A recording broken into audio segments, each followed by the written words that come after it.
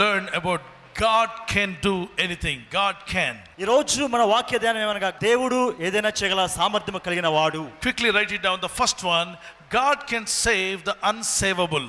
రక్షించబడలేని వారిని రక్షించగలిగిన సామర్థ్యం కలిగిన దేవుడు. See, for example, God saved Saul. Tarsus of Saul was saved by God. సౌలు అనే వ్యక్తి దేవుని చేత రక్షించబడిన వ్యక్తిగా ఉన్నాడు. అపోస్తల కార్యం 9వ అధ్యాయం 1 నుండి 6వ వచనం వరకు తర్సువాడైన సౌలును దేవుడు రక్షించాడు. ఎవరి సౌలు? చాలా భయంకరమైన వాడు.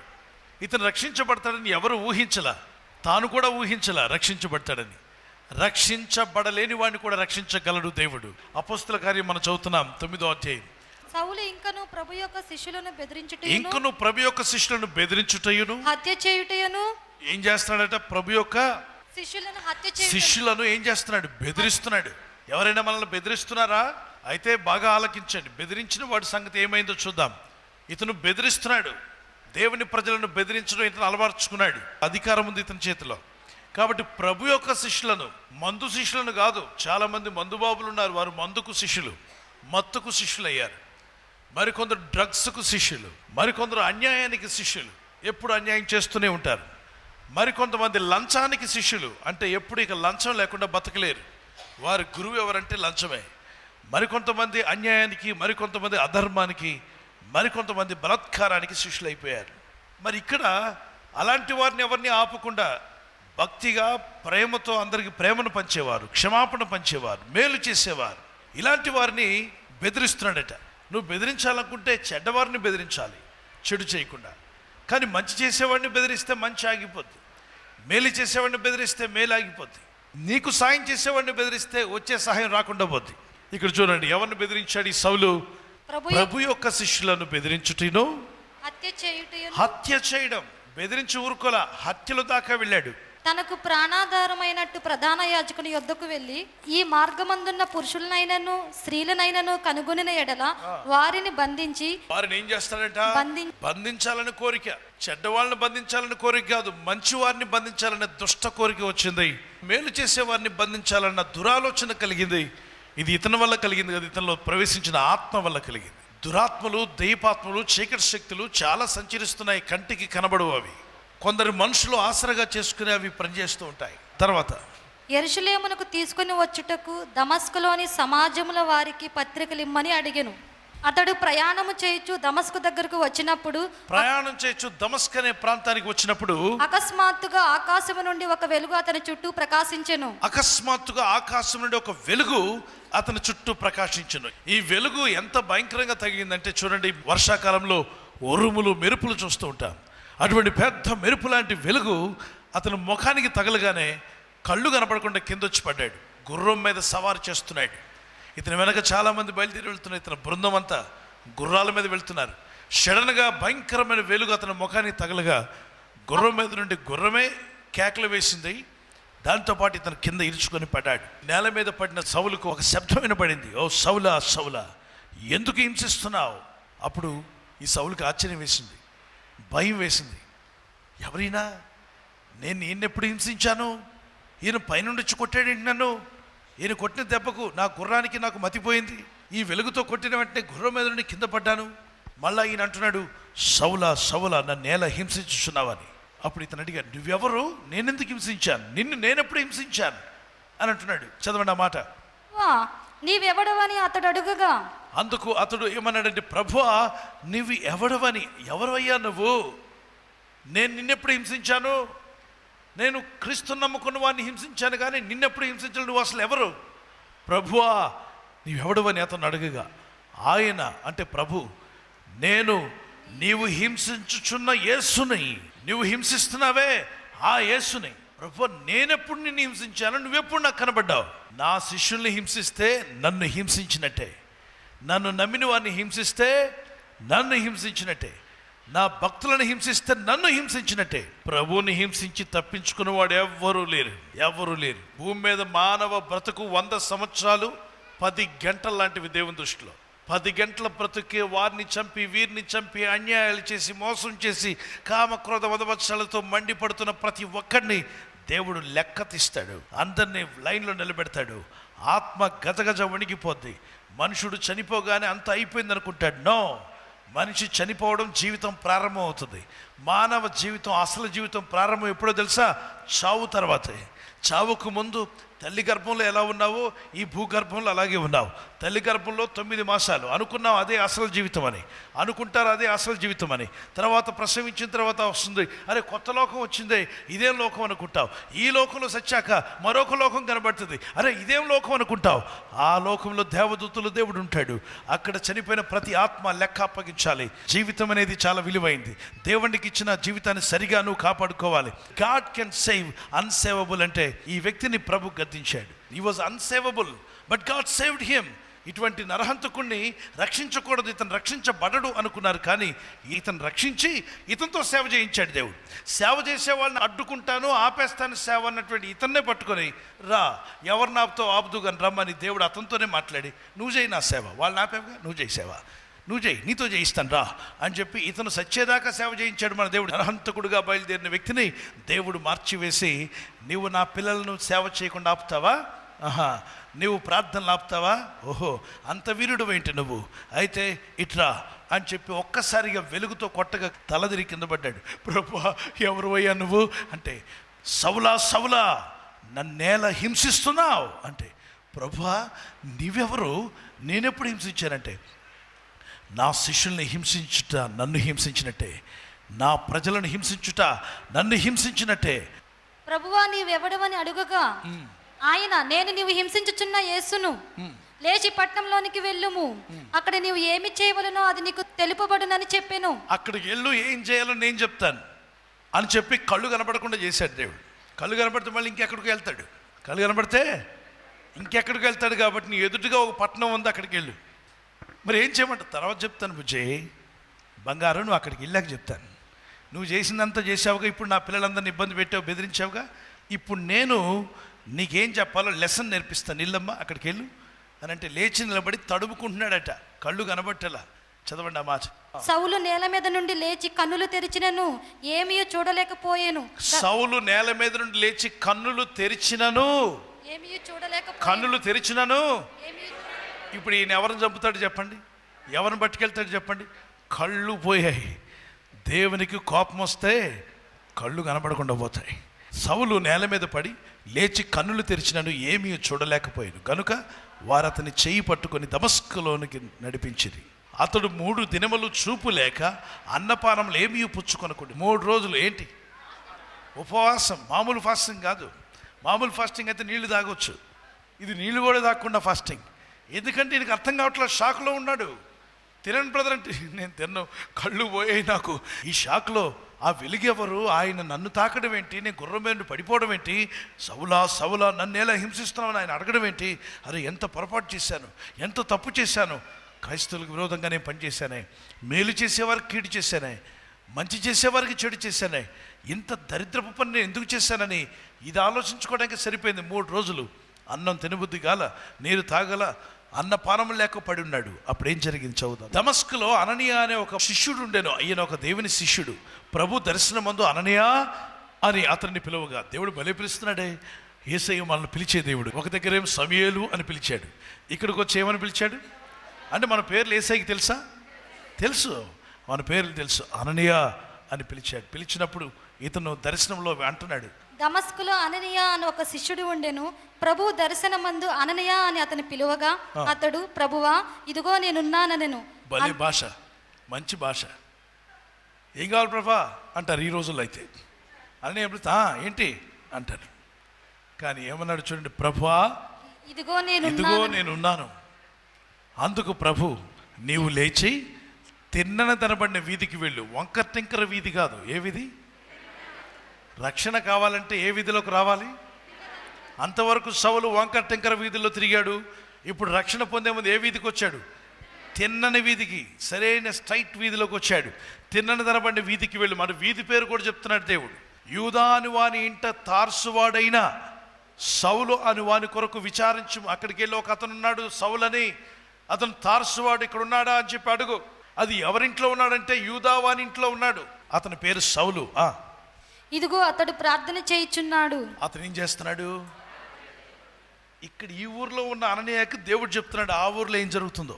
ఎక్కడో ఒక ఆయన ప్రార్థన చేస్తుంటే ఇక్కడున్న శిష్యుడితో చెప్తున్నాడు ఆయన అక్కడ ప్రార్థన చేస్తున్నాడు అని చెప్పాడు యేసయ్య. అంటే మన ప్రార్థనలు వింటున్నాడా లేదా? వింటున్నాడు. నెక్స్ట్ ఏం జరిగింది? అతడు అననీయ అనునొక మనుషుడు లోపలికి వచ్చి తాను దృష్టి పొందినట్లు తన మీద చేతులుంచుట చూచి ఉన్నాడని చెప్పాను. అతనికో దర్శనం చూపించాడు దేవుడు. ఏమనంటే సౌలు అక్కడ కూర్చొని ఉంటే ఒక అతను అననీయ అన్న అతను ఇంట్లోకి వచ్చినట్టు చేతులు పెట్టి ప్రార్థన చేసినట్టు ఆయనకు కలగనబడింది. ఆయనకు ఒక దర్శనం ఇచ్చేసాడు ముందు అడ్వాన్స్గా ఇచ్చి ఇక్కడికి వచ్చి ప్రభు మాట్లాడుతున్నాడు. నేను ఆల్రెడీ ఒక దర్శనం పంపించా. అననీయ అని ఒక మనుషుడు తలమే పెట్టినప్పుడు ఆయన దర్శనం చూసి ఎవరు వస్తారంటే అననీయ అని ఒక వ్యక్తి వస్తాడు, నా మీద చేతులు పెట్టి పరిశుద్ధాత్మకు ప్రార్థన చేస్తాడంట అని ఎవరు ఎదురు చూస్తున్నారు? సౌలు ఎదురు చూస్తున్నాడు. దర్శనం అయిపోయింది. ఇక దర్శనం నెంబర్ 2 ఎవరికి వచ్చింది? అననీయకి. అక్కడ అననీయ వస్తాడని ఆయనకి చెప్పాడు. వెళ్ళాల్సిన వ్యక్తికి చెప్తున్నాడు, నువ్వు వెళ్ళు, నువ్వు అక్కడికి వెళ్ళి అతని మీద చేతులు ఉంచబట్టే. ప్రభువా ఎవరైనా? సౌలు. వాడైనా ప్రభువా అందరిని చంపుతున్నాడే అతనా? ఇంకెవరినైనా తీసుకెళ్ళి నన్ను మాత్రం అతని దగ్గరికి నేను వెళ్ళి తల మీద చేయబెట్టవా? అతను అందరి తల మీద చేతులు పెట్టి వచ్చినాడు. అతని తల మీద నా చేయి పెడితే నా చేతిని ఉన్నిస్తాడో తీసేస్తాడో కనుక దయచేసి అతని తల మీద నేను చేయబెట్టను, నేను వెళ్ళను ప్రభా. అతను ఎంత కీడు చేశాడో నీకు తెలీదా అని అననీయ చెప్పేస్తున్నాడు. చూడండి ఆ మాట చదవండి. అందుకు అననీయ, ప్రభువా ఈ మనుషుడు యెరూషలేములో నీ పరిశుద్ధులకు ఈ మనుషుడు ఈ సౌలు అనేవాడు ఆయన తల మీద చేయబెట్టి ప్రార్థన చేయమంటున్నావే, ఆ వ్యక్తి ఎలాంటోడో నీకు తెలుసా ప్రభా? యెరూషలేములో నీ పరిశుద్ధులకు, అంటే నిన్ను నమ్మిన పరిశుద్ధులు. చూడండి యేసు నమ్మిన వాళ్ళు ఎవరండి? పరిశుద్ధులు. నీ పరిశుద్ధులకు ఎంతో కీడు చేసి ఉన్నాడు. మామూలు కీడు కాదు, చాలా కీడు చేశాడు. అతను గూర్చి అనేకుల వలన వింటిని. ఇక్కడను నీ నామమును బట్టి ప్రార్థన చేయి వారందరినీ బంధించుటకు అతడు ప్రధాన యాజకుల వలన అధికారం పొంది ఉన్నాడని ఉత్తరం ఇచ్చాను. జీవో తెచ్చేశాడు. ఎక్కడి నుండి? ప్రధాన గారి దగ్గర జీవో కూడా పట్టుకొచ్చాడు. ఇక్కడను నీ నామమును బట్టి ప్రార్థన చేయ వారందరినీ బంధించుటకు అతడు ప్రధాన యాజకుల వలన అధికారం పొంది ఉన్నాడని ఉత్తరం ఇచ్చాను. తర్వాత అందుకు ప్రభువు, నీవు వెళ్ళుము, అన్యజనుల ఎదుటను రాజుల ఎదుటను ఇశ్రాయేలుల ఎదుటను నా నామం భరించుటకు ఇతడు నేను ఏర్పరచుకొనిన సాధనమై ఉన్నాడు. నువ్వేం భయపడకు. ఎంతమందిని బాధ పెట్టాడో అంతకంటే ఎక్కువ మందిని రక్షించే వాళ్ళకి నేను వాడుకుంటాను. అతన్ని ఎక్కడెక్కడ తీసుకెళ్ళాలి, ఎలా వాడాలో నాకు బాగా తెలుసు కాబట్టి నువ్వు వెళ్ళి భయపడకుండా చేయబెట్టి ప్రార్థన చేయి. ఇతడు నా నామం కొరకు ఎన్ని శ్రమలను అనుభవించవలెనో నేను ఇతనికి చూపుదునని అతనితో చెప్పాను. ఇక్కడ భలేగా ఉంది. ఏమన్నాడు తెలుసా? మనోళ్ళందరిని బాధ పెట్టాడుగా. ఇప్పుడు ఇతను ఎన్నో బాధలు పడి సేవ చేసేలాగా నేను చూపిస్తాను. ఇతడు నా నామము కొరకు ఎన్ని శ్రమలు అనుభవించవలెనో నేను ఇతనికి చూపుదునని.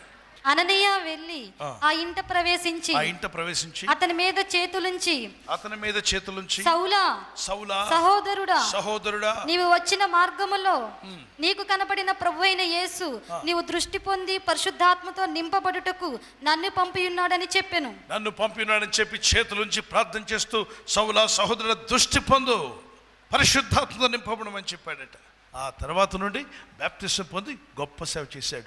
అసలు ఇతను రక్షింపబడడానికి క్రైస్తవులు అనుకున్నారు.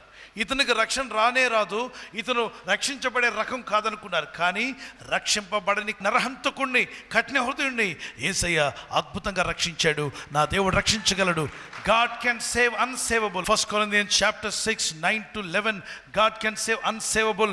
God saved homosexual people. God saved immoral people. God saved thieves. God saved all types of people, those who did nonsense. అన్ని విధాలైన పాపక్రియల్లో పడి పాపముతో పూర్తిగా ఆటలాడుకుంటున్న వాళ్ళందరూ, పాపపు కళ్ళతో నిండిపోయిన వాళ్ళని కూడా దేవుడు గద్దించగా అనేకులు మారి, చీచి ఈ పాడు జీవితం మాకొద్దు, ఈ పాప జీవితం మాకొద్దు, ఈ వ్యర్థమైన జీవితం మాకొద్దు, ఈ లంచగొండ జీవితం మాకొద్దు, ఈ అన్యాయపు జీవితం మాకొద్దు, ఈ వ్యభిచార జీవితం మాకొద్దని వాటి మీద అసహ్యం కలిగి వారు బయటికి వచ్చి ప్రభావం రక్షించమని రక్షణ పొందుకున్నట్టు దొంగలు, మోసగాళ్ళు, అన్యాయస్తులు, అక్రమార్కులు, అంత మాత్రమే కాదు క్రూరులు, దుష్టులు కూడా మారిపోయారు. మరి అన్ని విధాలైన అపవిత్ర జీవితం జీవించేవారు కూడా మారిపోయి మంచి జీవితం జీవించడం ప్రారంభించారు. God can save unsavable. The second one, God can restore the unrestorable. రెండవది ఏదనగా మనం ఏదైతే పొందుకోలేమో అవి పొందుకునే విధముగా దేవుడు మనకు సహాయం చేస్తాడు. What is the first one? God can save the unsavable. రక్షింపబడలేడు, ఇక ఈ వ్యక్తికి రక్షణ రాదు అన్నవాడిని కూడా దేవుడు ఏం చేయగలడు? రక్షించగలడు. Second, God can restore the unrestorable. ఇక ఈ మొక్క తిరిగి బతకదు, ఈ చెట్టు ఇక చిగురించదు, మొద్దయిపోయింది, ఇందులో చిగురు రాదు, ఇది ఎండిపోయింది చెట్టు, ఏర్లు ఎండిపోయి అనుకున్నా కూడా అందులో నుండి చిగురు తీసుకుని రాగల గొప్ప దేవుడు నీ దేవుడు. అహరోను ఎండిపోయిన కర్ర అది చిగురించిందట. అలాగనే కీర్తన 51లోను, మత్తయి 26:6 9వ అధ్యాయం 17, యోహాను సువార్త 21:15 నుండి 22వ వచనం వరకు. Third, God can do the unthinkable. మనం ఊహించని కార్యాలు దేవుడు చేస్తాడు. ఎలీషా యాక్స్ పడిపోయినటువంటి గొడ్డల్ని ప్రభు అద్భుతంగా బయటికి తెలియేలా చేశాడు. He can raise the dead. చనిపోయిన వారిని తిరిగి లేపాడు. ఎవరు ఊహించలే అలా జరుగుతుందని. మరి మార్క్స్ సువార్త 5:35-42 వచనం వరకు, లూకాసు సువార్త 7వ అధ్యాయం 9-13 వచనం వరకు, లూకాసు సువార్త 8వ అధ్యాయం 48-55 వచనం వరకు, యోహాను సువార్త 11వ అధ్యాయం 38-42 వచనం వరకు చనిపోయిన లాజరును ప్రభు తిరిగి లేపాడు. He can be every place at once. ఒకే సమయంలో అంతటా వ్యాపించుండగల దేవుడు, అన్ని స్థలాల్లో ఉండే దేవుడు. 28వ అధ్యాయం మత్తయి సువార్త 19, 20, 21 వచనంలో, యుగ సమాప్తి వరకు నేను మిమ్మల్ని విడువను, ఎడబాయను, నువ్వెక్కడున్నా నేను నీతో కూడా ఉంటా అన్నాడు. God can recall every Idol word. ప్రతి మాట, గతించిపోయిన మాటను కూడా తిరిగి వెనక్కి తీసుకురాగలడు. మనం పలికే మాటలన్నీ గాల్లో ఉన్నాయండి. ఆ మాటలన్నీ కూడా దేవుడు లెక్కలో తీసుకొస్తాడు. ఒక రోజున పిలుస్తాడు. మనం పలికిన ప్రతి మాట మన ముందు వినబడుతున్నప్పుడు భయపడిపోతాం. ప్రభు ఈ మాటలే అనలేదే, నువ్వు అనలేదా బుజ్జుకొండ బంగారం, నువ్వు అనలేదా, ఒకసారి రికార్డ్ ఆన్ అన్నట్టే మనం పలికిన మాటలన్నీ కూడా ఆడియోలో వినబడతాయి. Fourth, God can supply the unsuppliable. ఇక దేవుడు ఆహారం ఇవ్వలేడు అనుకున్నారు, అది ఎడారి, వీరికి ఆహారం దొరక చనిపోతారని. అయితే దేవుడు చెప్పాడు, మోషే వీళ్ళందరినీ వెళ్ళి పడుకోమని చెప్పు, రేపు తెల్లారికల్లా బ్రేక్ఫాస్ట్ రెడీ చేస్తా అన్నాడు. అప్పుడు మోషే వచ్చి అంటాడు, ప్రజలారా, ఆకలిని ఊరికి అలమటించిపోకండి, మీ ఆకలి తీర్చే దేవుడు ఉన్నాడు. ఎర్ర సముద్రం నుండి పాయలుగా చీల్చి మీకు దారి చూపిన దేవుడే మీ ఆకలి కూడా తీర్చబోతున్నాడంటే ఒక అతను అంటాడు, ఎలా వస్తుంది, ఇన్ని లక్షల మందికి ఎలా పెడతావు ఆహారం, రేపు మార్నింగ్ బ్రేక్ఫాస్టా ఎలా చేస్తావు, ఇంతమందికి ఇడ్లీలు ఎలా చేయగలవు, ఇంతమందికి చపాతీ పూరి ఎలా చేస్తావు, ఇంతమందికి ఆహారం ఎలా సిద్ధపరుస్తావు చెప్పండి. నాకు తెలియదు, నా థింకింగ్ అర్థం కావట్లేదు, నాకు అర్థం కాకుండా దేవుడు చేయగలడు. మన ఆలోచనకి అందరంత అద్భుతాలు చేసే దేవుడు. పడుకోండి, వెళ్ళి పడుకోండి, మీకు మార్నింగ్ కల్లా ఫుడ్ వస్తాయి. లక్షల మంది వెళ్ళి పడుకున్నారు డేరాల్లో. అనుకుంటున్నారు కొందరు సనుక్కుంటూ, మనం అంటే తెల్లారు లెగిస్తే బ్రేక్ఫాస్ట్ వస్తుంట, బ్రేక్ఫాస్ట్ అనుకుంటూ పడుకున్నారు. తెల్లవారి లేచేసరికి శబ్దాలు వినబడుతున్నాయి, పిల్లలు మాట్లాడుకుంటున్నారు, పెద్దలు ఏంటని. ఈ అవిశ్వాసం లేచి నిలబడగానే అందరూ త్వరగా వచ్చి ప్లేట్లో నింపుకుంటున్నారు. ఏంటంటే ఆకాశము నుండి గోధుమలు లాంటివి మన్నా కురిసిందట. ఆ మన్నా నోట్లో వేసుకుంటే తీయగా, తేనెలాగా, అద్భుతమైన రుచి, అద్భుతమైన ఆహారం భలే ఉందట. దాన్ని చూసిన వాళ్ళందరూ కూడా నింపుకుంటున్నారు, అందరూ తీసుకుంటున్నారు. కొందరు ఎక్కువ తీసుకుంటున్నారట. అప్పుడు మోషే చెప్పాడు, మనిషికి ఇంతే, ఎక్కువ తీసుకెళ్ళి ఇంట్లో పెట్టుకున్నారా, దేవుడు చెప్పాడు, దేవుని మాటకు లోబడండి, ఎక్కువ తీసుకువెళ్ళకండి, ఎంతో అంతే తీసుకెళ్ళండి అని చెప్తే వాళ్ళకి ఎంత కావాలో అంతే తీసుకెళ్ళారు. కొందరు ఎక్కువ తీసుకున్నారట. ఎక్కువ తీసుకున్న వాళ్ళకి ఏమైందో తెలుసా, లోపలికి వెళ్ళేసరికి పురుగుల్లాగా మారిపోయిందట. ఇంకా పురుగులు ఏం తింటాం కాబట్టి ఎంత కావాలో అంతే, ఎక్కువ తీసుకోవద్దన్నాడు. The first one, God can save the unsavable. What's the second one? God can restore the unrestorable. Third, God can do the unthinkable. Fourth, God can supply the unsuppliable. 2 Corinthians chapter 8 verse 1-4. 2 కొరింథీ పత్రిక 8వ అధ్యాయం 1-4 వచ్చిన వరకు మరి ప్రార్థన చేసుకుందాం. ప్రభువా, ఊహించని, ఊహకందని కార్యములు జరిగించు దేవా, నా జీవితంలో అన్నవారు మీ చేతిని పైకెత్తండి. నీ ఊహకు మించిన అద్భుతాలు చేయగల శక్తిమంతుడైన దేవునికి ప్రార్థన చేసుకుందాం. Let's pray. పరిశుద్ధమైన నా ప్రభువా, నీ ప్రజల జీవితాల్లో నాయన అద్భుత కార్యములు చేయగల దేవుడవు, ఊహించని కార్యములను జరిగించే దేవుడవు. యేసయ్యా, నా జీవితంలో ప్రభువా కని విని ఎరిగిన అద్భుతాలు చేసే దేవుడవు. Jesus, touch my life lord. Anoint me, God. దేవనను అభిషేకించు. Fill me with the Holy Spirit. నీ పరిశుద్ధాత్మ శక్తితో నింపు. Let your anointing come, Lord. అయ్యా నా దగ్గర రా తండ్రి. Let your power come in the name of Jesus. దేవుని శక్తి, దేవుని కృప నీ మీదకి వచ్చును. Let the anointing of the Holy Spirit come upon your people. పరిశుద్ధాత్మ దేవుని బిడ్డలను అభిషేకించు నాయన. Fill them with the power. నీ శక్తితో నింపు Let your నాయనా. anointing come. నీ అభిషేకంతో నింపు నాయనా. Blessings come. Father Lord, touch your people now. అయ్యా తండ్రి దేవాని యొక్క బిడ్డలను తాకు నాయనా. You saved unsavable. అయ్యా నువ్వు రక్షించబడలేని వారిని రక్షించావు నాయనా. You can do things which are unthinkable. అయ్యా మరి ఊహించలేని కార్యాలు నువ్వు చేసే దేవుడు తండ్రి. You can supply the unsupplyable. మాకు ఏదైతే అవసరాలు నువ్వు అన్ని ఇచ్చే దేవుడు నాయనా. Lord, I know you will supply all my needs. అయ్యా నువ్వు నా ప్రతి అవసరాన్ని తీరుస్తావు నాయనా. ఆశ్చర్యకార్యములు జరిగించేవాడు, మా అక్కర్లు తీర్చేవాడు నీవే. ఇదిగో నువ్వు మాకు ఊహకందని కార్యములు జరిగించేవాడు నీవే ప్రభా. ఆయన జరగని కార్యాలు జరిగించగల దేవుడు, ఏది అసాధ్యమో అది సాధ్యం చేయగల దేవుడు. నీ ప్రజలు తాకండి ప్రభా, పరిశుద్ధాత్మతో నింపండి. నీ ఆత్మాభిషేకం మా అందరికి దయచేయము. నీ ముఖ కాంతి మా మీద ప్రకాశింపచేయి. ప్రతి ఒక్కరి దుఃఖము సంతోషంగా మారిపోవాలి. వారి శ్రమ, వారి కష్టము, వారి బాధ, అప్పు బాధల్లోండి వారు బయటపడాలి. శ్రమల్లోండి బయటపడాలి. క్యాన్సర్, టీబీ, ఆస్తమా వంటి వ్యాధుల్లోండి బయటపడాలి. యేసునామములో సకల ఆర్థిక సమస్యల్లోండి బయటపడాలి. మా ప్రభువా నీ ప్రజలను విడిపించు. ప్రతి పాప బంధకాల నుండి బయటపడాలి. దురాశల నుండి బయటపడాలి. నీ ప్రజలు కాపాడి నడిపించి నామనికి హెచ్చించుకోమని యేసుక్రీస్తు పరిశుద్ధ నామములో అడుగుచున్నాను నా పరలోకపు తండ్రి.